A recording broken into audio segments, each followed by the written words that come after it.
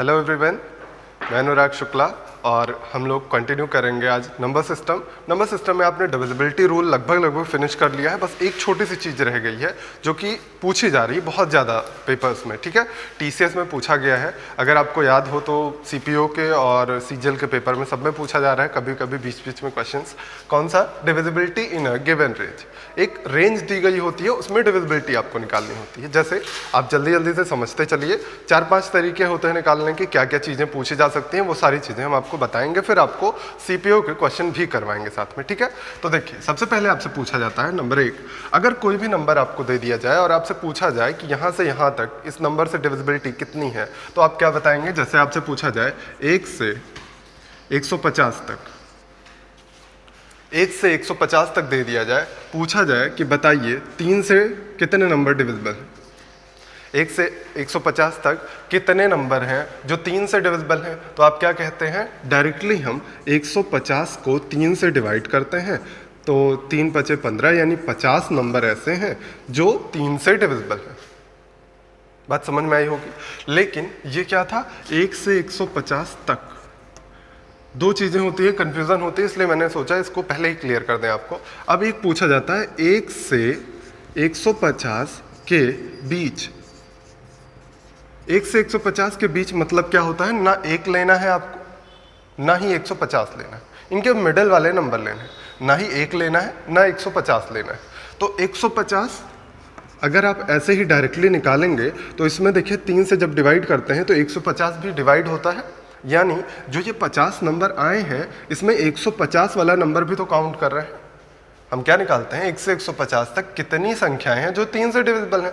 अगर 50 संख्याएं हैं तो जो नंबर 150 रहा होगा ये भी तो 3 से पूरी तरह डिविजिबल है, यानी इसमें एडेड है। और आपको क्या बोला मैंने? 150 हमको नहीं लेना है। देखिए बीच लिखा है, बीच लिखा है मतलब बिटवीन ऐसे करके दिया होता है, बिटवीन 1 and 150। तो बिटवीन अगर दे दिया जाए इसका मतलब इससे दोनों के बीच वाले नंबर लेने हैं हमको। और 1 से 150 तक दिया जाए यानी 150 लेना है हमको, कंसीडर करना है। ठीक है, दोनों में अंतर होता है। तो इसको क्या करिएगा आप? इसमें से 1 माइनस कर दीजिए जो 150 वाला नंबर है, यानी ये 49 आ जाएगा। ये भी एक तरीका है जो कि आपको कभी कभी कंफ्यूज कर देता है, इसलिए हमने कहा कि 149 तक ही लिया करिए। देखिए 1 से 150 के बीच जब बोल दे तो 150 मत लीजिए, 150 नहीं लेना है। बीच मतलब यही हुआ, 150 नहीं लेना है। तो 150 नहीं लेना है तो 149 तक ले लेते हैं। 3 से डिवाइड करिए तो 3 × 4 = 12, 2 × 14, 3 × 9 = 27। ये वाले में चांस कम होते हैं आपके गलती करने के, और ये वाले में चांस ज़्यादा होते हैं। कैसे? ये देखिए, अगर आपसे बोला जाए 1 से 150 तक 2 से या 4 से हम ले लेते हैं। हाँ, 1 से 150 तक 4 से डिविजिबिलिटी मान लीजिए चेक करनी है आपको। तो 1 से 150 तक 4 से डिविजिबल नंबर्स कितने हो जाएंगे? 4 से डिवाइड करिएगा, 4 × 3 = 12, 4 × 7 = 28, 37 नंबर मिले आपको। 1 से 150 तक, 1 से 150 तक ये हमने निकाला। लेकिन इस बार हम निकालते हैं 1 से 150 के बीच।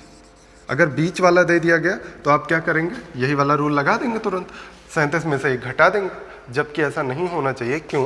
क्योंकि 150 जो लास्ट वाला नंबर है वो 4 से डिविजिबल नहीं है, इसलिए हमने 37 में उसको काउंट नहीं किया है, इसलिए 1 माइनस नहीं होगा। ये बात में अगर आपको कन्फ्यूज़न लग रही है तो आप हमेशा यही तरीका लगाइए कि आपको सोचना ही ना पड़े। जब भी आपसे बोले 1 से 150 तक तो नंबर क्या लेना है? 150। जब भी आपसे बोले 150 के बीच तो 150 से एक छोटा नंबर यानी 149 ले लीजिए, कभी कोई कन्फ्यूज़न नहीं होगी। ठीक है, तो आप यही ले लिया करिए। 4 × 3 = 12, 2 × 14, 4 × 7 = 28। देखिए 37 इसमें भी आएगा, 37 इसमें। ये तब कंफ्यूज करता है जब, तब चेंज होती है वैल्यू जब ये नंबर इसको पूरी तरह डिवाइड कर दे। ठीक है, अब आप जो भी डिवाइड करते हैं अगर पॉइंट में वैल्यू आते हैं उसको छोड़ देते हैं। जैसे यहाँ पे मैंने किया है, 4 × 7 = 28, 2 बच रहा था हमने उसको छोड़ दिया। यहाँ पे 1 बच रहा था हमने उसको छोड़ दिया। पॉइंट वाली वैल्यूज़ नहीं लेनी होती हैं, केवल एग्जैक्ट वैल्यूज़ आपको देखनी होती हैं। बात समझ में आ गई होगी। चलिए, तो आपको क्या मिला? अगर बीच में पूछा जाए तो 1 माइनस करके तब डिवाइड किया करिए, और अगर पूरा नंबर पूछा जाए तो आप पूरा लिया करिए। अब देखिए दूसरा क्या पूछा जाता है। कोई भी नंबर फिर से मान लीजिए दे दिया जाए, 1 से 150 तक कितनी संख्याएं हैं जो 7 से डिविजिबल हैं। मान लीजिए 7 से डिविजिबिलिटी पूछा जाए तो फिर क्या करेंगे आप, 150 को 7 से डिवाइड किया, 7 दूना 14, 21 हो गया, ये आ जाएगा। अब ऐसे ही तीसरा पॉइंट क्या है, अभी हम बोल दें कि 1 से 150 तक ऐसी कितने संख्याएं हैं जो 3 और 5 दोनों से डिविजिबल है। दोनों का विशेष ध्यान रखिएगा, बोथ लिखा होना चाहिए, दोनों लिखा होना चाहिए। 1 से 150 तक ऐसी कितनी संख्याएं हैं जो 3 और 5 दोनों से डिविजिबल हैं। 3 और 5 दोनों से डिविजिबिलिटी के लिए क्या करना होगा, 3 और 5 के एलसीएम से हमें डिवाइड करना होगा। दोनों की डिविजिबिलिटी अगर लगानी है तो दोनों कब आएंगे, 15 लेंगे जब नंबर, तभी तो 3 और 5 दोनों से डिवाइड होगा, या फिर 30 ले लेंगे नंबर, तभी तो दोनों से डिवाइड हो रहा है। तो देख रहे हैं आप, दोनों के एलसीएम जहां जहां आ रहे हैं वहां वहां पे दोनों से डिविजिबिलिटी मिल रही है। यानी इस बार हमको किससे चेक करनी पड़ेगी डिविजिबिलिटी, 3 और 5 दोनों से, यानी 15 से। कितना आ जाएगा, 10 नंबर ऐसे होंगे जो 3 और 5 दोनों से डिविजिबल। क्लियर। चौथा पॉइंट क्या पूछा जा सकता है, 3 या 5 से, 3 या 5 से डिविजिबिलिटी, 3 और 5 से डिविजिबिलिटी। तो 3 या 5 से जब भी पूछ ले तो आप क्या करेंगे, 150 को पहले 3 से डिवाइड करके निकाल लेंगे कि कितनी संख्याएं 3 से डिविजिबल है। फिर आप निकाल लेंगे कितनी संख्याएं 5 से डिविजिबल है, इनको ऐड करेंगे। ले अब इसके बाद क्या करेंगे, या बोला है या तो 3 से ही डिविजिबल हो या तो 5 से ही डिविजिबल हो। तो ये आपने 3 से डिविजिबल संख्याएं निकाली, ये आपने 5 से डिविजिबल संख्याएं निकाली। इसमें 3 वाली संख्याएं जैसे 15 से डिविजिबिलिटी जब आप चेक करेंगे तो देखिए इसमें भी 15 से डिविजिबिलिटी आ जाएगी। 3 चूंकि 15 को डिवाइड करता है तो 15 वाली डिविजिबिलिटी इसमें भी अवेलेबल होगी, इसमें भी अवेलेबल होगी। लेकिन हमारे पास तो या है, अगर 3 से डिवाइड करें तो 15 से, 5 से ना करें, यही तो मतलब है। तो इसका मतलब आप क्या कहेंगे, 150 को 15 से हम डिवाइड करेंगे, यानी इन दोनों के एलसीएम से। तो क्या करेंगे आप, रूल समझ लीजिए, 3 या 5 से अगर पूछ ले तो 3 से डिविजिबल संख्याएं, 5 से डिविजिबल संख्याएं जोड़ के माइनस कर देंगे इन दोनों के एलसीएम से डिविजिबल संख्याओं। ठीक है। या इसी को कभी कभी क्वेश्चन में पूछा जाता है 3 और 5 से डिविजिबल। ये क्या है, दोनों में अंतर होता है। इसमें क्या लिखा है, दोनों, 3 और 5 दोनों से डिविजिबिलिटी। और दूसरा हम जो बता रहे हैं इसमें पूछा जा सकता है 3 और 5 से डिविजिबिलिटी। दोनों नहीं लिखा होगा तब यही रूल लगेगा वहां भी। ठीक है। अब आ जाइए पांचवा, आपसे पूछ सकता है 3 और 5 से डिविजिबल, रफ कर देते हैं हम, थोड़ा सा ऊपर लिखता है। समझ में आ रहा होगा मुझे लगता है, बहुत ही बेसिक सी चीज़ है। अगर आपने एक बार भी देखा होगा तो ज़्यादा अच्छे से समझ में आएगा, या इसी को आप प्रैक्टिस कर लीजिएगा तो आपको एकदम क्लियर हो जाए। ठीक है। देखिए आपसे पूछा जाता है कि 3 और 5 से डिविजिबल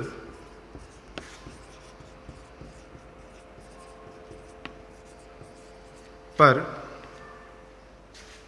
15 से नहीं, ऐसे भी पूछ सकते हैं, पर 15 से नहीं।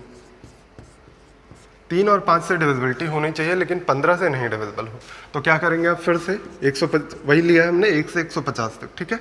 तो 150 संख्या में कितनी संख्याएं 3 से डिविजिबल होंगी, ये आप निकाल लेंगे। 150 संख्याओं में कितनी संख्याएं 5 से डिविजिबल होंगी, ये आप निकाल लेंगे। अब आप कह रहे हैं कि 15 से डिविजिबिलिटी हमको नहीं चाहिए, 15 से डिविजिबिलिटी इसमें भी आई होगी, इसमें भी आई होगी, इसलिए हम कहेंगे कि 2 बार 15 से डिविजिबिलिटी माइनस कर दीजिए। क्यों किया 2 बार हमने, एक बार यहाँ भी 15 की डिविजिबिलिटी आई होगी, एक बार यहाँ भी 15 की डिविजिबिलिटी आई होगी, तो 2 बार हम 15 की डिविजिबिलिटी माइनस करेंगे, तब आएगा कि 15 से ये संख्याएं अब डिविजिबल नहीं है। बात समझ में आई। क्या करना है, 3 से डिविजिबिलिटी निकालना है, 5 से डिविजिबिलिटी निकालना है, दोनों को ऐड करके 2 बार माइनस करेंगे 15 से डिविजिबिलिटी, क्योंकि इसमें भी 15 की डिविजिबिलिटी, इसमें भी 15 की डिविजिबिलिटी छुपी हुई है। ठीक है। तो 2 बार माइनस करेंगे तो यहाँ से भी निकल जाएगा। तो अब देखिए 3 5 15, ये 50 हो गया, और ये 5 3 15, 80 हो गया पूरा, और ये 20 आ जाएगा। 80 माइनस 20 कितना आएगा, 60 संख्याएं होंगी जो ऐसा करेंगे। ठीक है। अब एक लास्ट इसमें बचा हुआ है, 3 और 5 से डिविजिबल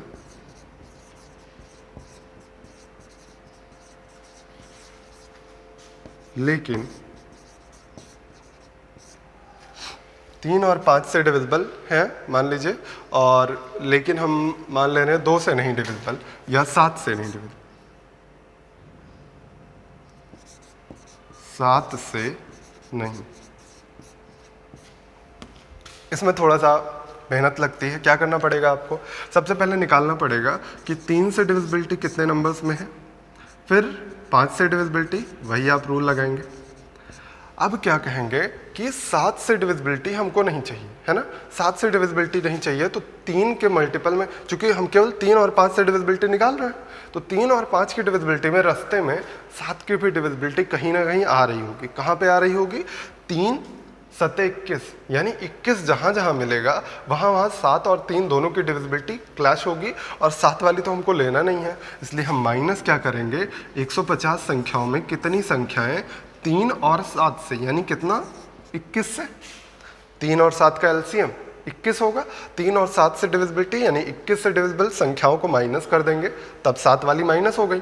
फिर ऐसे ही 5 वाले में चेक करते हैं, 150 संख्याओं में कितनी ऐसी संख्याएं हैं जो 7 और 5 से डिविजिबल है, उसको माइनस करना पड़ेगा। 7 और 5 यानी 7 5 का एलसीएम कितना आएगा, 35। ये दो चीज़ें आपने माइनस कर दिया। अब आपने देखा ध्यान से कि यहाँ पे 21 से डिविजिबिलिटी और 35 से डिविजिबिलिटी के चक्कर में हमने तो 3 और 5 यानी 15 से डिविजिबिलिटी भी तो माइनस कर दी है, हमने ये भी तो कर दिया है। 3 और 5 से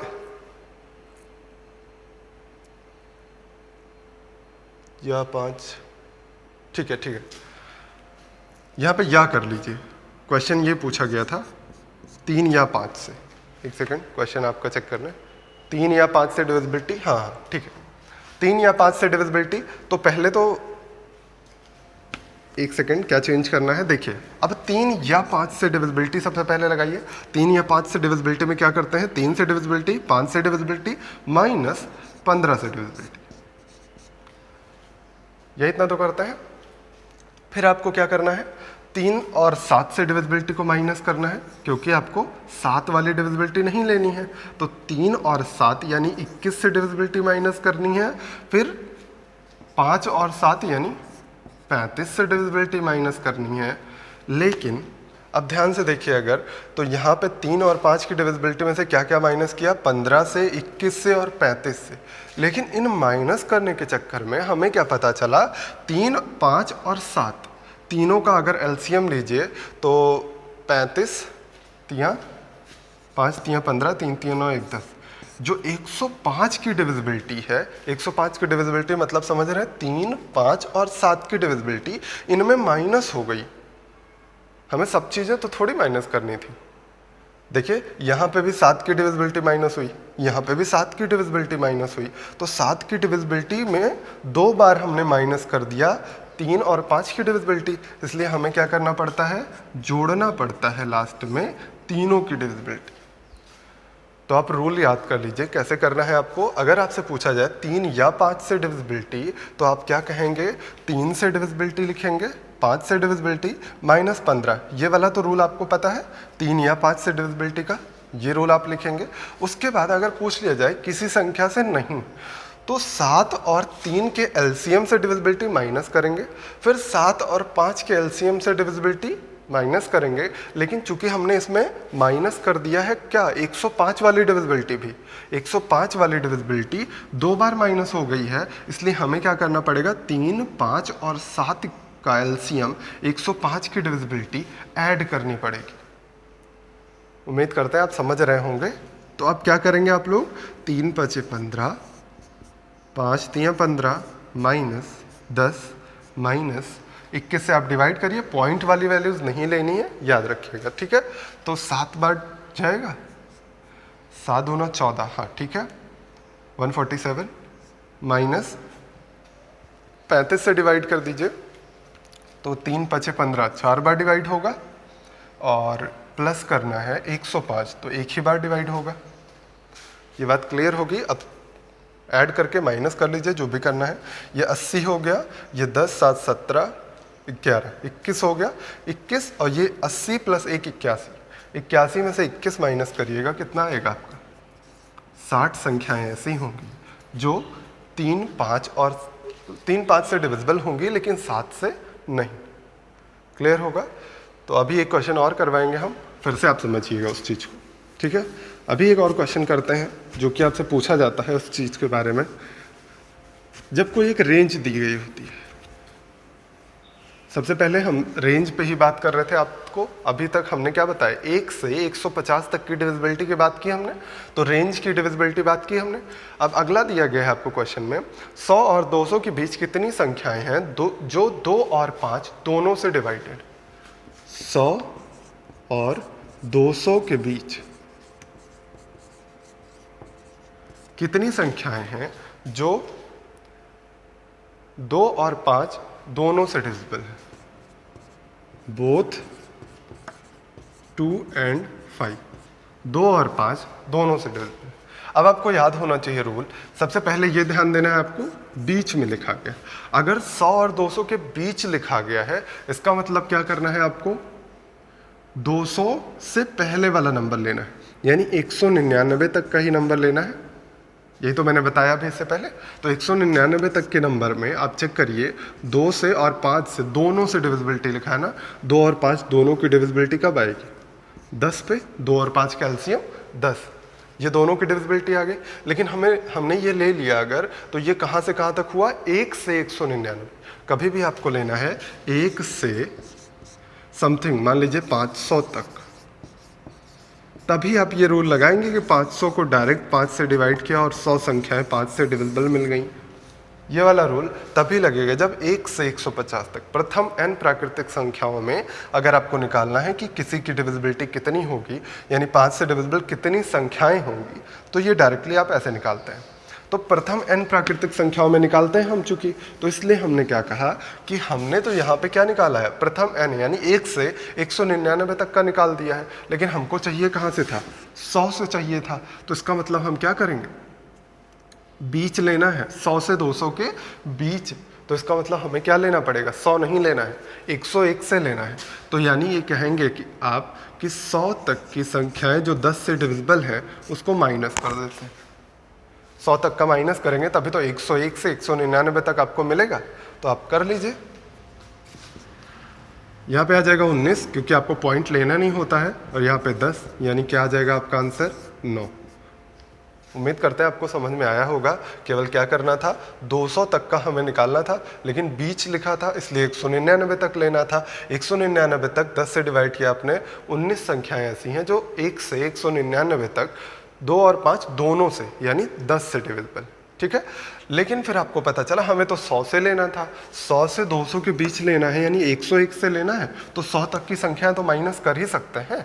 तो 100 तक का आपने माइनस कर दिया। आपने कहा कि 100 तक की संख्याएं, जो भी 100 तक जितने भी नंबर होंगे जो 10 से डिविजिबल होंगे उसको हम माइनस कर देते हैं, तो 100 और 200 के बीच आ जाएगा। ये आपका आंसर आ गया। क्लियर हो गई होगी बात? आगे बढ़िए।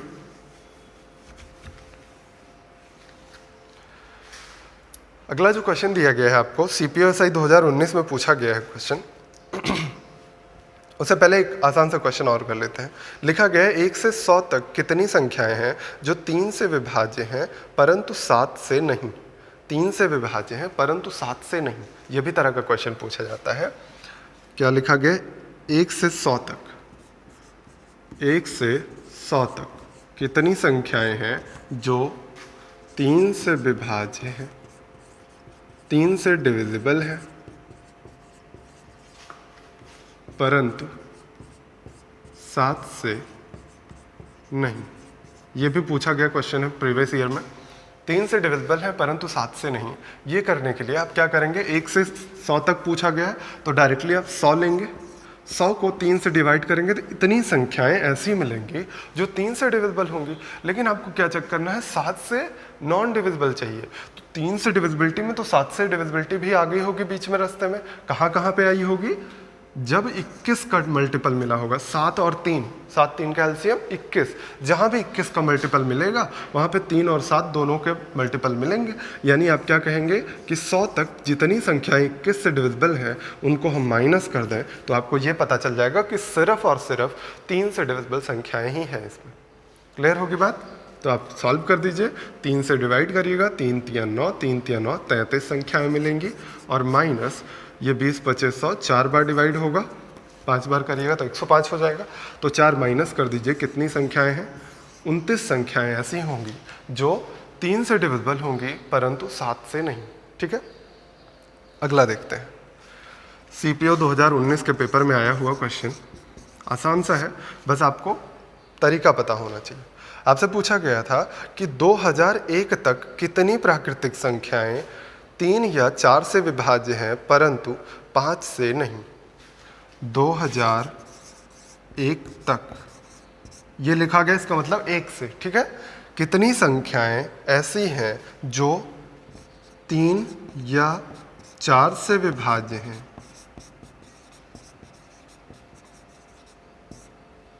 परंतु 5 से नहीं,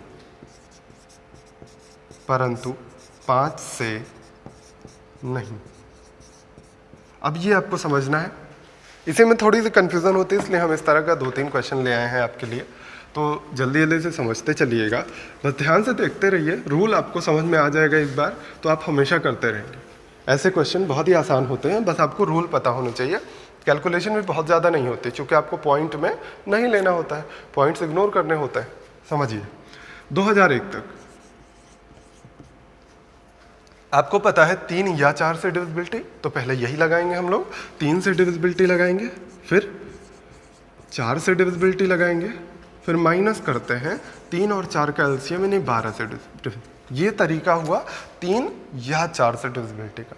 अब हम आएंगे वहाँ पे, परंतु 5 से नहीं। 5 से नहीं जब पूछा जाएगा तो आप कहेंगे 5 और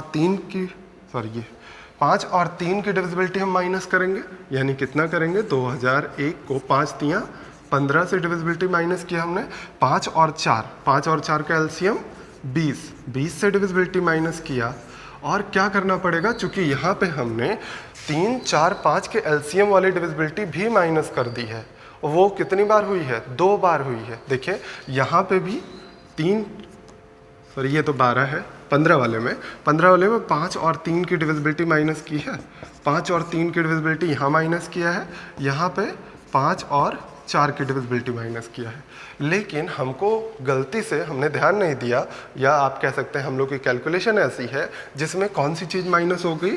5, 4 और 3 का एलसीएम यानी 5 या 15 चौका 60 वाली डिविजिबिलिटी भी चली गई। देखिए 5 चौक 20, 20 के मल्टीपल में 60 आ रहा है ना रास्ते में, कहीं पे जहाँ भी 20 के मल्टीपल में 60 आया होगा वो यहाँ पे भी माइनस हुआ होगा। और देखिए 5 तियाँ 15 चौका 60, इसमें भी आ रहा है 60, यानी इसके भी रास्ते में जहाँ भी 60 आया होगा यहाँ पे माइनस किया, यानी 60 यहाँ से भी 2 बार माइनस कर दिया। अगर जो चीज़ आप दोनों बार माइनस कर दिए उसको आपको एक बार तो रखनी थी ना। हमने तो बोला था 3 या 4 से डिविजिबल चाहिए हमको, 3 या 4 से डिविजिबल नंबर है तो 60। इसलिए हम क्या करते हैं, चूंकि 2 बार माइनस कर चुके हैं, इसलिए क्या करते हैं कि 2001 तक जो 3, 4, 5 के एलसीएम से डिविजिबल नंबर होते हैं यानी 60 से डिविजिबल नंबर है, उनको ऐड कर देते हैं जिससे हमारा बैलेंस बन जाए। तो क्या करना है आपको? 3 से डिविजिबिलिटी, 4 से डिविजिबिलिटी, माइनस 12 से डिविजिबिलिटी। ये तो तरीका था आपका किसका? या वाले कॉन्सेप्ट का। उसके बाद आप क्या करेंगे? 5 और 3 से डिविजिबिलिटी माइनस, 5 और 4 से डिविजिबिलिटी माइनस, लेकिन लास्ट में तीनों से डिविजिबिलिटी प्लस। ठीक है, इसी को सॉल्व कर लेंगे आप। 3 छक 18, 3 छक 18, 3 7 21 प्लस 4 5 20,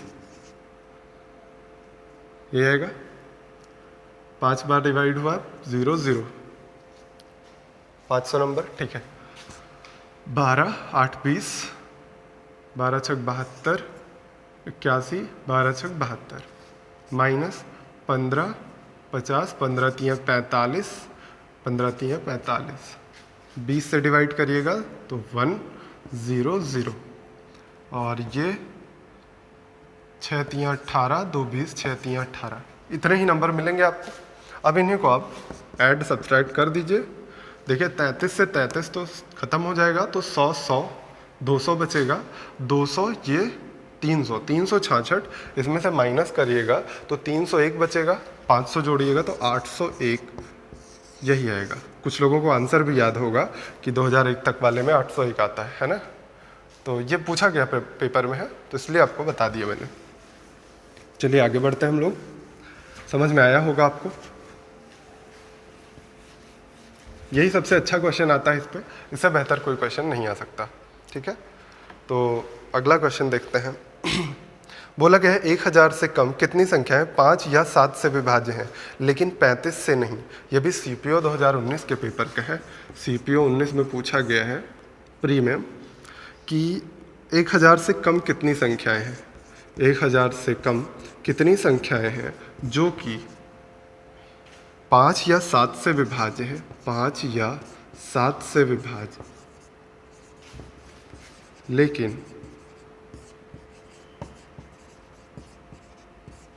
लेकिन 35 से नहीं।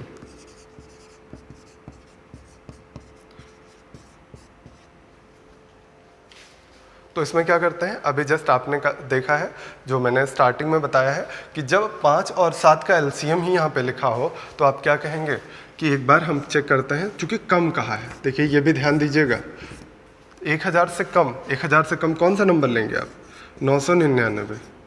ये संख्या 5 से डिविजिबिलिटी हमने चेक किया और इसे में 7 से डिविजिबिलिटी चेक किया, ये दोनों चेक किया। अगर यही लिखा होता 5 या 7 से डिविजिबिलिटी तो आप क्या कहते हैं कि इसी में से हम 999 तक का 35 से डिविजिबिलिटी माइनस कर देंगे। यही करते, हमसे कहा गया है कि 35 से नॉन डिविजिबल हो। ये तो आपने लिख दिया कि 5 या 7 से डिविजिबल, तो हम क्या कहेंगे कि इसमें जितनी संख्याएं 35 से डिविजिबल है उसको माइनस कर दीजिए। तो माइनस 999/35 करेंगे, या इसी को आप डबल कर दीजिए। 2 बार लिखा गया यही, ये रूल मैंने आपको बताया है शुरुआत में ही, फिर से आप देख सकते हैं। तो आप जल्दी जल्दी से सॉल्व कर लीजिए इसको। 5 4 9, 5 9 45, 5 9 45, ऐसे ही 7 2 9, 7 चौक 28, 1 29, 7 2 9 14, माइनस 35 से डिवाइड करिएगा, 35 2 70 डिवाइड होगा 80 90, 29 आएगा ना, 299। तो 300 के आसपास 9 बार जाएगा, 9 5 45, 9 3 27, ज़्यादा हो जाएगा 8 होगा, 8 5 40, 4 8 3 24, 4 28। ठीक है, तो 28 दूना 56। सॉल्व कर दीजिए इन्हीं को। आप क्या कहेंगे दोनों ऐड करके, 9 2 11, 9 4 13, 1 14, 3, 341 में से 56 जब आप माइनस करेंगे तो 6 5 11 हो जाएगा और ये बचेगा 3 8। यही आना चाहिए मेरे ख्याल से, वेरीफाई कर लेते हैं आंसर हम। हाँ 285 आ रहा है। ठीक है, समझ में आ गया होगा। तो ये भी CPO में पूछा गया क्वेश्चन है, इसलिए मैंने करवा दिया है। ठीक है, आगे बढ़ते हैं हम लोग जल्दी से। देखिए अब आपके पास एक और बचा हुआ है, इसी में छोटा सा पॉइंट है जो आप पढ़ते हैं। ये फॉर्मूला आपने पढ़ा होगा, भाज्य बराबर भाजक गुणे भागफल प्लस शेषफल, जिसको आप 8th से पढ़ते आ रहे होंगे, 7th 8th से, है ना। भाज्य बराबर भाजक गुणे भागफल प्लस शेषफल, इस पर भी क्वेश्चन पूछा जाता है, बहुत ही बेसिक सा। एक क्वेश्चन हम केवल करवाएंगे इस पर बस। तो ये क्या होता है, डिविडेंट इक्वल टू कोशेंट बोला जाता है शायद, नहीं, divisor into quotient plus remainder, यही तो होता है। तो आप डिवाइजर हम डीवी लिख लेते हैं जिससे आप कंफ्यूज ना हो। तो ये क्या है, dividend divisor into quotient plus remainder, यही होता है। भाज्य बराबर भाजक गुणे भागफल प्लस शेषफल। क्वेश्चन लिख लीजिए जल्दी से, लिखिए। भाग देने की एक प्रक्रिया में भाजक भागफल का 8 गुना है, भाजक भागफल का 8 गुना है, यानी डिवाइजर जो है ये कोशेंट का 8 गुना है और शेषफल का 4 गुना है, यानी जो डिवाइजर है यही शेषफल का यानी रिमाइंडर का 4 गुना है। फिर से सुनिए, भाग देने की एक प्रक्रिया में भाजक भागफल का 8 गुना है और शेषफल का 4 गुना है। यदि शेषफल 12 है तो भाज्य क्या होगा, शेषफल 12 है तो भाज्य क्या होगा, यानी डिविडेंड क्या होगा, ये पूछा गया है। तो आप डायरेक्टली यहाँ से निकाल सकते हैं, शेषफल 12 दिया गया है, रिमाइंडर आप 12 रखिएगा, तो यहाँ से डिवाइजर की वैल्यू आ जाएगी आपके पास, कितनी आ जाएगी, 12 चौक 48 आ जाएगी।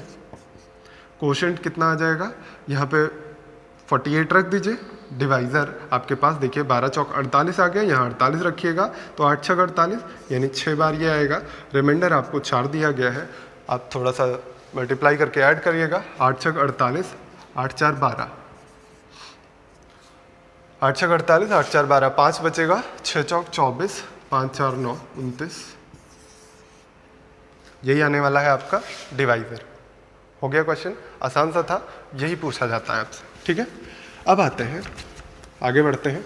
एक दो क्वेश्चन आपको बहुत ही अच्छे अच्छे से मिले हैं हमको, तो इस वजह से उसको करवा देते हैं जल्दी से, उसके बाद आगे बढ़ेंगे हम लोग। देखिए क्वेश्चन दिया गया था कि 1 से 1 लाख तक कितनी घन संख्याएं 11 से विभाज्य। 1 से 1 लाख तक कितनी घन संख्याएं यानी क्यूबिक नंबर्स, कितनी घन संख्याएं 11 से डिविजिबल है।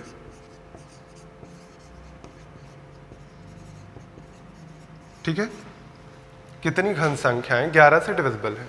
देखिए बहुत ही आसान चीज़ है, बस डरिए नहीं इन सब चीज़ों से देख के। बस देखिए क्या कह रहे हैं, 11 से डिविजिबल घन संख्याएं हमको चाहिए, यानी 11 का कोई मल्टीपल होगा तभी तो 11 से डिविजिबल होगा। तो हम मान लेते हैं 11x या 11k, ऐसा ही कोई नंबर मान लेते हैं, 11 गुणे 1, 11 गुणे 2, 11 गुणे 3, ऐसा ही तो रहा होगा। तो 11 गुणे k हम मान लेते हैं, ठीक है। तो 11 गुणे k का हमको क्यूब चाहिए, घन संख्याएं पूछी गई हैं, क्यूबिक नंबर्स पूछे गए हैं, तो हम क्यूब कर देते हैं। अब एक एक वैल्यू आपको रख के चेक करनी पड़ेगी, तभी आप निकाल सकते हैं। जैसे 11 का क्यूब क्या होता है, 13 31, हमें 1 से चाहिए था तो हम 1 2 3 नहीं चेक करते हैं, कुछ ऐसे नंबर चेक करते हैं जो 1 लाख के आसपास हो। मान लीजिए हम यहाँ पे 4 रख देते हैं, तो क्या आएगा 44। अब आप 44 का क्यूब निकाले मत बैठिएगा क्योंकि आप मेहनत करेंगे, फिजूल का वेस्ट जाएगा टाइम। सबसे अच्छा होता है कि 40 का चेक कर लीजिए, क्या आसपास कुछ मिल रहा है, तो अगर मिल रहा है तो आप ले लेंगे उसको। तो आप 40 का क्यूब चेक करेंगे, 40 का क्यूब क्या हो जाएगा, 4 चौक 16, चौका 64 और 1 2 3, 64,000 ही मिला अभी आपको, 1 लाख नहीं पहुंच पाए हैं। अब अगला नंबर लेके देखिए, अब यहाँ पे अगर हम 5 रख देते हैं, की वैल्यू 5 रख देते हैं तो कितना आएगा, 55 आएगा। एक बार 50 पे चेक कर लीजिए, 55 का निकालना थोड़ा सा मुश्किल है, 50 पे चेक कर लीजिए, 50 का क्यूब कितना होता है, 50 का क्यूब 125 ये हो जाएगा, 1 2 3, ये कितना मिल गया आपको, 1,25,000। हमको लेना कितना था, केवल 1 लाख तक का, है ना। तो आप चाहिए तो आप 44 का क्यूब निकाल के देखिए, अदरवाइज आपको दिख रहा है इतना डिफरेंस है अगर 40 और 44 में, तो इसका मतलब ये 44 होगा, या आप 44 का क्यूब करके देख सकते हैं, वो 1 लाख से कम आता है। आप जब 50 का क्यूब बढ़ जा रहा है 1 लाख से, तो 55 तो और बड़ा आएगा, इसका मतलब हम 55 नहीं ले सकते। यानी के की कौन सी वैल्यूज़ पॉसिबल है, 1 2 3 और 4, बस यही 4 वैल्यूज़ पॉसिबल है। यानी कौन कौन से नंबर जो कितनी घन संख्याएं 11 से डिविजिबल हैं वो कितनी हैं, 4। कौन कौन सी, 11 का क्यूब होगा, 22 का क्यूब होगा और 33 का क्यूब होगा और 44 का क्यूब। यही 4 संख्याएं केवल 11 की मल्टीपल ऐसी हैं जो क्यूबिक नंबर्स हैं और 1 लाख से कम है। उम्मीद करते हैं आपको समझ में आया होगा। आगे बढ़ते हैं, एक और क्वेश्चन देखते हैं, बहुत ही अच्छा क्वेश्चन है, किसी ने मुझे वो क्वेश्चन सेशन में सेंड किया था, तो मैंने सोचा आपको भी बता देते हैं। बहुत ही बढ़िया क्वेश्चन है। देखिए क्वेश्चन दिया गया है n दिया गया है, n की वैल्यू 3 की पावर 14 प्लस 3 की पावर 13 माइनस 12 के गुणनखंडों में सबसे बड़ी अभाज्य संख्या के अंकों का योगफल क्या होगा। पूछा गया है के गुणनखंडों में सबसे बड़ी अभाज्य संख्या के अंकों का योगफल क्या हो। ठीक है, मतलब इसमें आपको क्या निकालना है, सबसे बड़ी अभाज्य संख्या निकालनी है। सबसे बड़ी अभाज्य संख्या आपको चाहिए, तो आपके पास सबसे बढ़िया ऑप्शन है, यहाँ पे 3 की पावर 13 कॉमन दिख रहा है। क्या कहेंगे, यहाँ कितना बचा, 3 बचा, यहाँ 1 बचा और यहाँ पे -12 तो है ही बाहर, तो ये कितना हो जाएगा, 4 हो जाएगा। 3 की पावर 13 को हम 3 की पावर 12 गुणे 3 लिख सकते हैं, कोई दिक्कत नहीं है। ये कितना हो गया है, 4 हो गया है -12। इतनी बात समझ में आ रही होगी। अब आप देखेंगे 4 तियाँ 12 और यहाँ भी 12 है, तो 12 कॉमन ले सकते हैं, कितना मिलेगा 3 की पावर 12 माइनस 1। अब आपको ये बात याद रखनी है दिमाग में कि क्या बोला गया है कि सबसे बड़ा अभाज्य नंबर, सबसे बड़ी अभाज्य संख्या क्या 2 और 3, ये देखिए 4 किसका है मल्टीपल, 2 और 3 का मल्टीपल है ना। और ऑप्शंस आपको दिए गए थे, रुकिए दिखाते हैं आपको। ऑप्शंस दिए गए थे 10, 11, 12, 8, ये ऑप्शंस।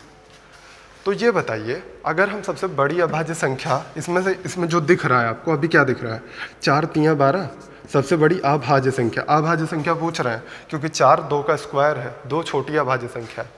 ये बड़ी अभाज्य संख्या है, इसके अंकों का योगफल कहीं की ऑप्शन दिख रहा है, नहीं दिख रहा है, तो इसलिए आप इसको छोड़ दिया करिए। ये मल्टीप्लिकेशन में है ना, कोई फर्क डालेगा। आपको सबसे बड़ी अभाज्य संख्या गुणनखंड निकालनी है, तो अभाज्य संख्या ये नहीं हो सकती है, इसलिए आपने इसको इग्नोर कर दिया।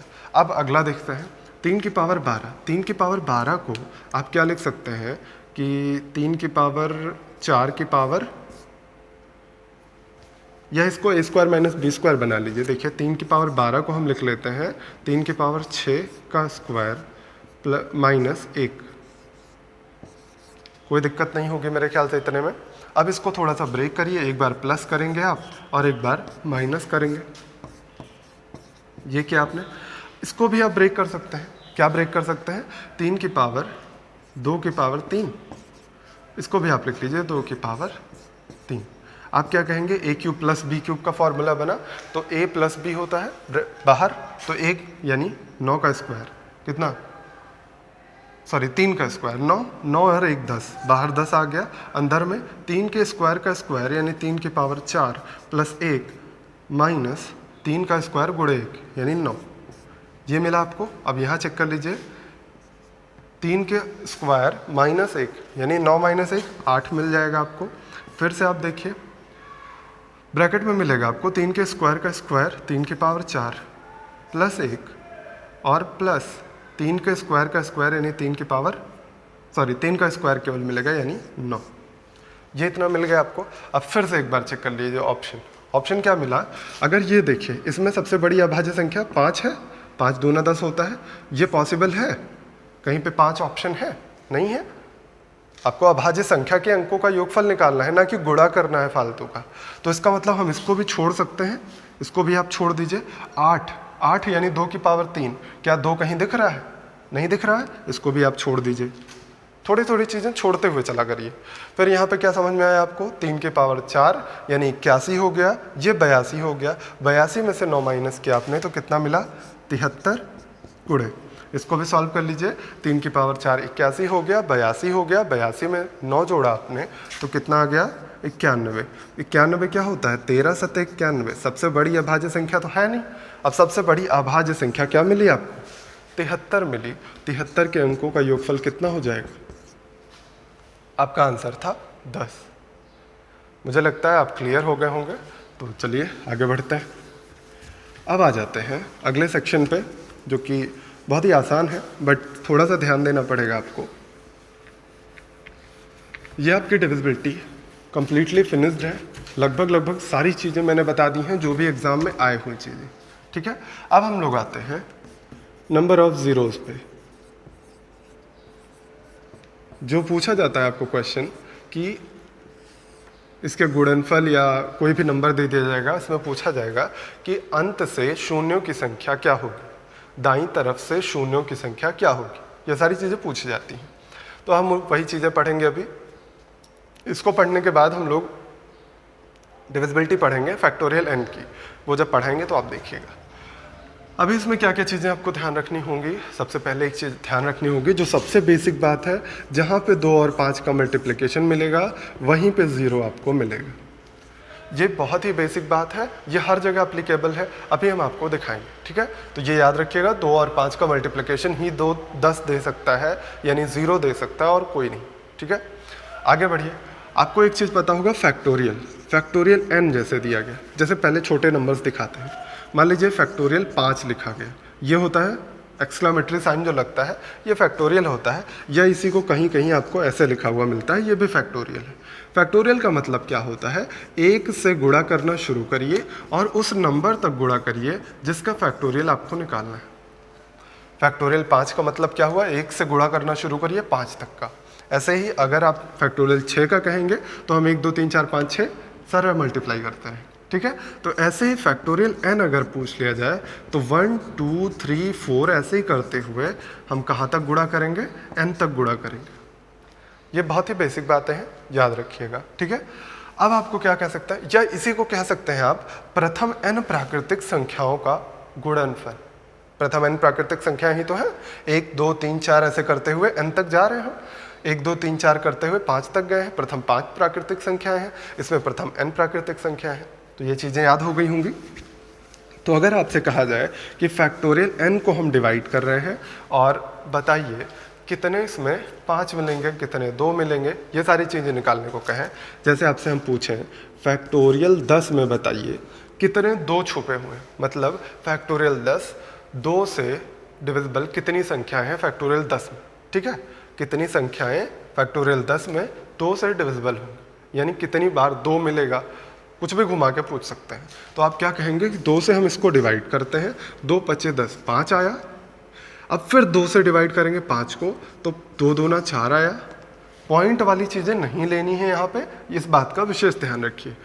2 आ गया, अब 2 को फिर से 2 से डिवाइड करिए, 1 आया। अब 1 से कोई छोटा नंबर, चूंकि हमको पॉइंट लेना नहीं है, 1 से छोटा नंबर हमें नहीं लेना है, यानी टोटल कितना मिल गया, 8 संख्याएं ऐसी होंगी जो फैक्टोरियल 10 में होंगी 2 से डिविजिबल। मतलब अगर आप पूछें कि 2 कितनी बार इस फैक्टोरियल 10 में आया है, तो 2 कितनी बार आया है, 8 बार आया है, ये आप क्लियरली बोल सकते हैं। ऐसे ही अगर आपको निकालना हो कि 5 कितनी बार आया है फैक्टोरियल 10 में, यहाँ हम लिख देते हैं 2 कितनी बार आया, 8 बार, ठीक है। ऐसे ही हम निकालते हैं 5 कितनी बार आया फैक्टोरियल 10 में, तो 5 से डिवाइड किया आपने 2, 5 दूना 10। अब 5 से 2 को डिवाइड करेंगे, पॉइंट में आएगा, यानी केवल 2 बार ही 5 आया। ये बात मुझे लगता है समझ में आ गई होगी। अगर फैक्टोरियल लगा है या ये लिखा गया है प्रथम n प्राकृतिक संख्याओं का गुणनफल, तो उसको जिस नंबर से डिवाइड करेंगे वो पता चल जाएगा कि वो नंबर कितनी बार इस संख्या में आया हुआ है, ठीक है। अब देखिए 5 कितनी बार आया था, 2 बार, किसमें, फैक्टोरियल 10 में।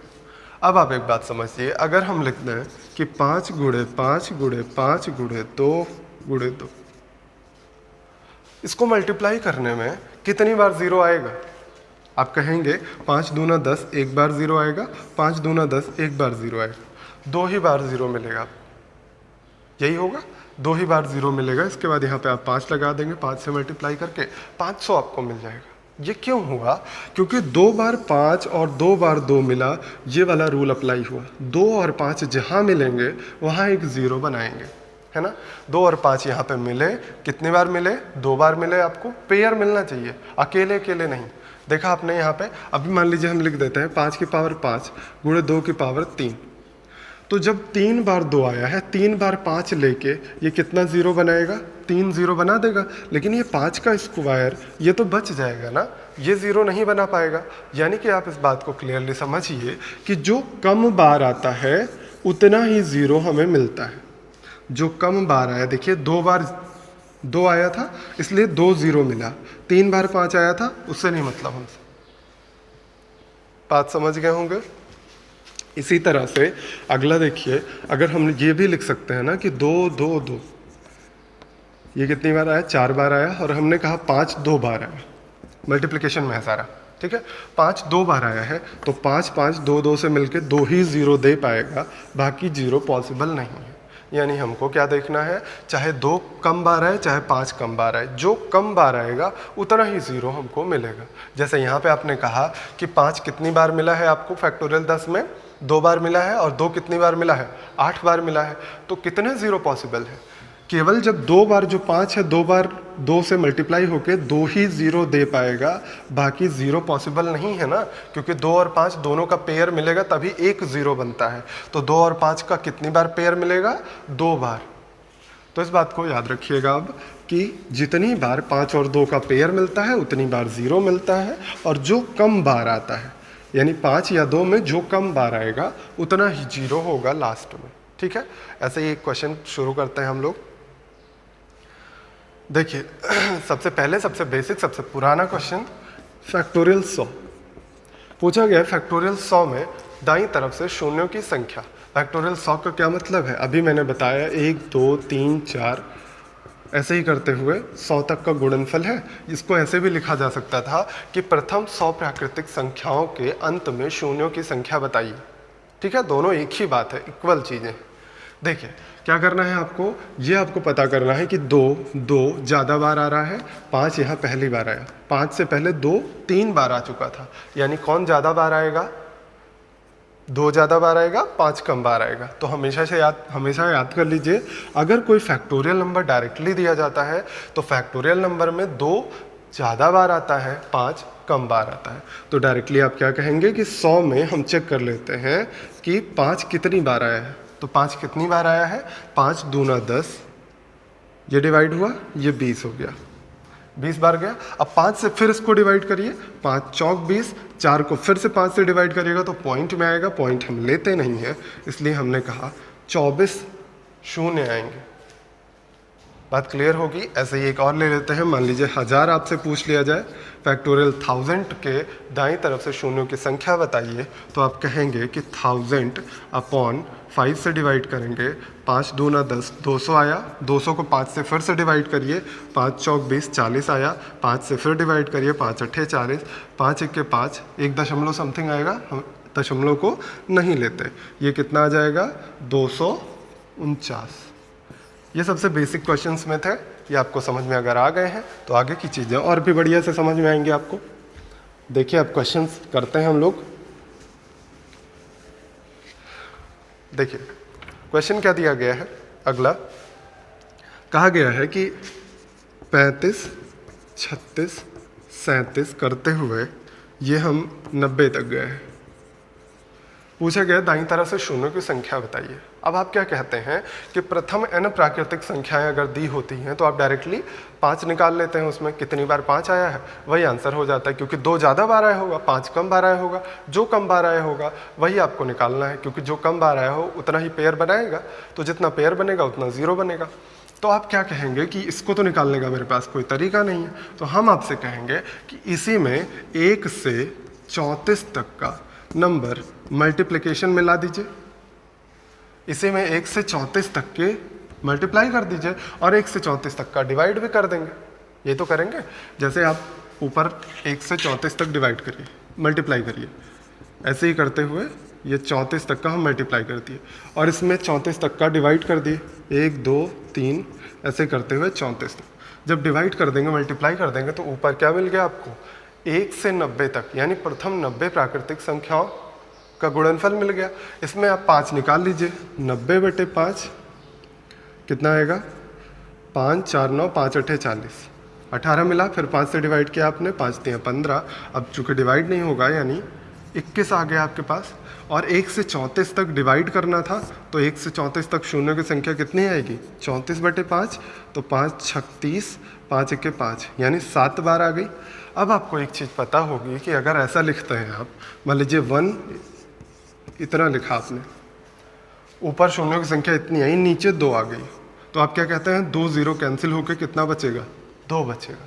यानी आप क्या करते हैं, 4 0 में से 2 0 माइनस करते हैं, यानी यहाँ भी क्या करेंगे, 21 0 ऊपर आएगा, 7 नीचे आएगा, तो बचेगा कितना, 21 - 7 यानी 14 0 बचेगा। मुझे लगता है क्लियर हो गई होगी बात। अगला करिए, जल्दी जल्दी से आप आगे बढ़ते रहा करिए, क्योंकि ज़्यादा सिलेबस है नंबर सिस्टम का और टाइम कम होता है आपके पास, तो फटाफट से करिए। आपसे कहा गया कि बताइए 1 3 5 7 ऐसे गुणा करते हुए 99 तक शून्यों की संख्या, दाईं तरफ से शून्यों की संख्या। तो इसमें आपको क्लियर हो जाना चाहिए कि यहाँ पे 5 तो मिल रहा है, कहीं पे 2 मिलेगा, 2 कहीं नहीं मिलेगा। अगर 2 नहीं मिलेगा तो 5 2 का पेयर कहीं नहीं बनेगा, तो कितने शून्य आएंगे, बात क्लियर होगी? शून्य आएंगे मतलब कोई भी जीरो लास्ट में नहीं आएगा, क्योंकि 5 और 2 का मल्टीप्लिकेशन नहीं मिल रहा है। तो ये भी पूछा जा सकता है, लेकिन इन्हीं में थोड़ा सा ट्विस्ट करके ये भी पूछा जा सकता है। आपसे पूछा गया था ये क्वेश्चन, 85 तक था ये, और लास्ट डिजिट थी 512। लास्ट में दिया गया था 512। अब 512 में अगर आप ध्यान से देखिए, 512 को 2 की पावर के रूप में लिख सकते हैं। कितना? 2 की पावर 9, यानी इसमें 9 बार 2 मिला। अगर 2 भी मिला और देखिए 5 बीच बीच में मिल रहा होगा, तो 5 और 2 जहाँ जहाँ मिलेंगे वहाँ वहाँ 0 बनाते रहेंगे। चेक कर लीजिए 5 कितनी बार मिलता है। 2 तो हमको पता चल गया है, तो 5 कितनी बार मिलेगा यहाँ पे? एक बार यहाँ पे मिलेगा 5। कहाँ कहाँ पे मिलेगा हम यही लिख देते हैं। 5 पे मिलेगा, फिर 15 पे मिलेगा, फिर 25 पे मिलेगा। 25 पे 2 बार 5 मिलता है, विशेष ध्यान रखिएगा। ठीक है, देखिए 5 गुणे 5 2 बार 5 मिलता है यहाँ। फिर 25 के बाद 35, 45, 65, 55, 65, 75, 85। कितनी बार 5 मिला? 85। 1 2, देखिए 75 में भी 25 या 75, 5 कितनी बार मिलता है? 2 बार मिलता है। तो 1 2 3 4 5 6 7 8 9 10 11। कितनी बार 5 मिला? 11 बार 5 मिला, यानी 5 की पावर 11 मिल रही है, 2 की पावर 9 मिल रही है। तो कितनी बार 0 मिलेगा? जो कम पावर होगी, यानी कम बार जो आया होगा, यानी कितनी बार 0 मिलेगा लास्ट में? 9 बार। क्लियर है बात? केवल आपको विशेष ध्यान रखना है, 5 और 2 का मल्टीप्लिकेशन जहाँ भी मिलेगा वहीं पे 0 पॉसिबल होता है। इसलिए हमने चेक किया कि 5 कितनी बार मिला था रास्ते में हमें, और 9 कितनी बार मिला, 2 कितनी बार मिला। तो 2 9 बार मिला, 5 11 बार। तो जो कम बार मिलेगा उतना ही पेयर बन सकता है, जितना पेयर बनेगा उतना ही 0 आएगा लास्ट में। ठीक है, अगला लिखिए क्वेश्चन 10 15 44 28 और 70। अब चेक कर लीजिए 2 ज़्यादा बार आ रहा है कि 5 ज़्यादा बार आ रहा है। क्लियर सा दिखेगा आपको, यहाँ 5 एक बार मिला, 2 मिला, यहाँ पे 5 एक बार मिला, और यहाँ पे 2 कितनी बार? 2 11 चौक 44, 2 का स्क्वायर मिला, और यहाँ पे 7 चौक 28, 2 का स्क्वायर मिला। यहाँ पे एक बार 5 मिला, बाकी 2 मिला, है ना? देखिए 2 कितनी बार आ रहा है? 1 2 1 3 2 5 1 6 बार आ रहा है, और 5 1 2 3 बार आ रहा है।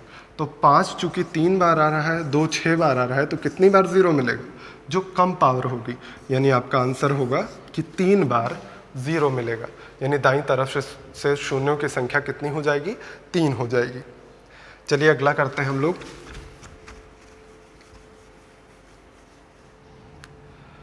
देखिए आपको दिया गया है फैक्टोरियल 18 और फैक्टोरियल 19 कितना होगा। इसमें दाईं तरफ से शून्यों की संख्या बतानी। तो आप इसको क्या लिख सकते हैं? आपने कहा कि फैक्टोरियल 19 अगर हमने लिखा होगा तो क्या लिखा होगा? 1 2 3 4 ऐसे गुणा करते हुए 17 18 19 ऐसे ही तो लिखा होगा। फैक्टोरियल का मतलब यही तो होता है। तो आप क्या कहेंगे कि अगर हम चाहें तो इतने को ये भी तो लिख सकते हैं कि फैक्टोरियल 18 गुणे 19। इतने में तो कोई दिक्कत नहीं होगी ना। 1 से 18 तक के गुणनफल को फैक्टोरियल 18 लिखा हमने और गुणे 19 कर दिया, यानी इसको क्या लिखेंगे? फैक्टोरियल 18 प्लस फैक्टोरियल 18 गुणे 19 लिख देंगे। अब फैक्टोरियल 18 कॉमन करिएगा तो कितना मिलेगा? 19 और 1 20, यानी आपको 20 मिल गया यहाँ पे। अगर यहाँ पे 20 मिल गया तो आप कह सकते हैं यहाँ पे कितनी बार 0 आया है? 1 बार 0 आया है। और यहाँ पे आप चेक कर लीजिए कितनी बार 0 आएगा। 18 में फैक्टोरियल के निकालने का तरीका आप याद कर लिए होंगे कि 18 को 5 से डिवाइड करिए, 5 3 15, और कोई डिविजिबल नहीं है, यानी 3 बार यहाँ पे 0, 1 बार यहाँ पे, यानी टोटल कितनी बार 0 आएगा लास्ट में? 4 बार।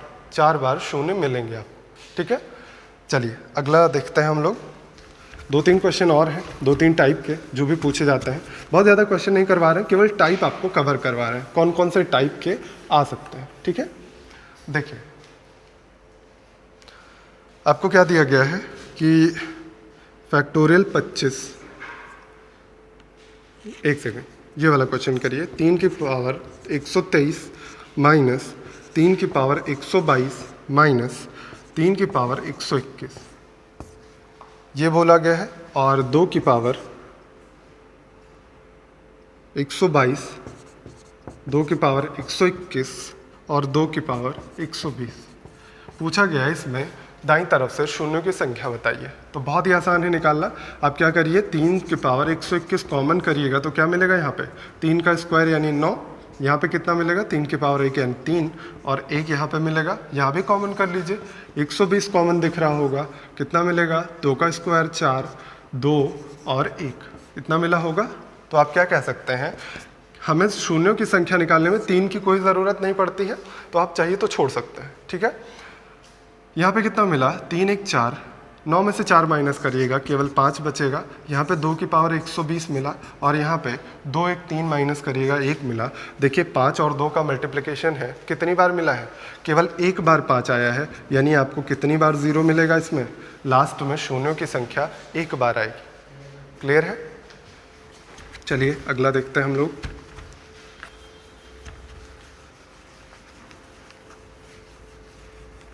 देखिए आपको क्या दिया गया है, फैक्टोरियल 25 और फैक्टोरियल 32 का गुणनफल, और इसमें पूछा गया है शून्यों की संख्या बताइए दाहिनी तरफ से। तो आप क्या कहेंगे कि डायरेक्टली आप बोल सकते हैं 25 और 32 का निकाल के हम मल्टीप्लाई कर देते हैं।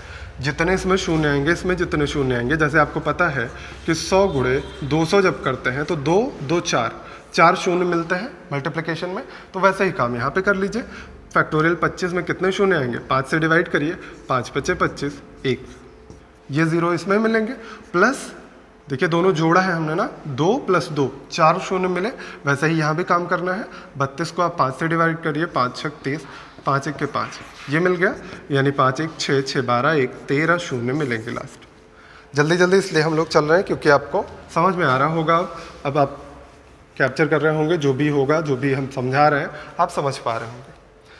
तो एक लास्ट क्वेश्चन और कर लेते हैं आज के लिए। देखिए 2 4 6 ऐसे ही करते हुए 250 तक, इसमें दाईं तरफ से शून्यों की संख्या, और एक इसी पे बेस्ड क्वेश्चन है 5 10 15 और 1000 तक। इसमें बताइए शून्यों की संख्या, इन दोनों में आपको शून्यों की संख्या बतानी है। इसमें शून्यों की संख्या आपको बताने के लिए क्या करना पड़ेगा, पहले इसको देखते हैं। इसमें सबसे पहले यह काम है कि 2 की पावर समथिंग कॉमन कर लीजिए, यानी इन सभी में से हम 2 निकाल लेते हैं। 2 निकालने में क्या होगा, एक बार यहाँ, एक बार यहाँ, एक बार यहाँ, सभी जगहों पे 2 मिलता रहेगा। कितनी बार 2 मिलेगा ये चेक कर लीजिए। यहाँ पे 2 कॉमन करने पे 1 बचेगा, यहाँ पे 2 कॉमन करने पे 2 बचेगा, यहाँ पे 2 कॉमन करने पे 3 बचेगा, ऐसे ही यहाँ 2 कॉमन करने पे 2 125 बचेगा।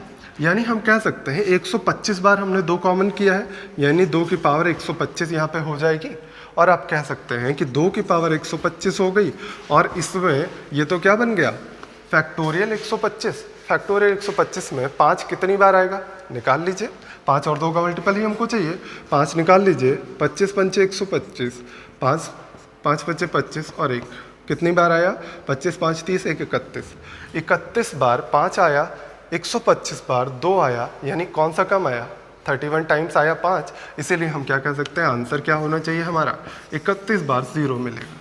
लेकिन ये थोड़ा सा डिफरेंट क्वेश्चन है, थोड़ा सा इसको देखिएगा कि 5 इसमें कॉमन करिएगा जब, तो कितना मिलेगा आपको, यहाँ पे 1 मिलेगा, यहाँ 2 मिलेगा, यहाँ 3 मिलेगा, और यहाँ पे कितना मिलेगा, 5 दूना 10 यानी 200, यानी 200 बार 5 मिला रहा होगा, यही हुआ।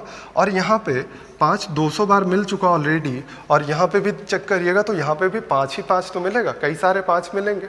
इसलिए हम क्या कहते हैं, 5 और 2 का मल्टीप्लिकेशन ही 0 दे सकता है।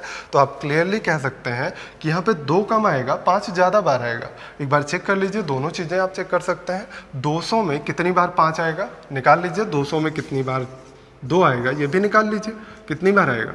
100 बार यहाँ पे मिला, 100 को 2 से डिवाइड किया 50 मिला, फिर 2 से डिवाइड किया 25, फिर 2 से 12, फिर 2 से 6, फिर 3, फिर 1, यही तो मिलेगा। आप चेक कर लीजिए, 5 2 7 3 10 11 6 17, 5 2 7 1 8 1 9, 197 बार आपको 2 मिला, और 200 बार ऑलरेडी 5 मिल चुका है। तो क्या चेक करेंगे आप, 2 की पावर 197, तो जो कम बार आता है वही तो 0 देता है। तो इसलिए आपका आंसर क्या हो जाएगा, 197। तो मुझे लगता है आपको क्लियर हो रहा होगा सभी चीज़ें। अभी इसमें बहुत ही अच्छा क्वेश्चन, 3-4 क्वेश्चन और बचे हुए हैं, उसको करवाना है और फैक्टोरियल n से डिविजिबिलिटी आपको देखनी है, ठीक है। तो तब तक आप पढ़ते रहिए खूब अच्छे से। Thank you very much.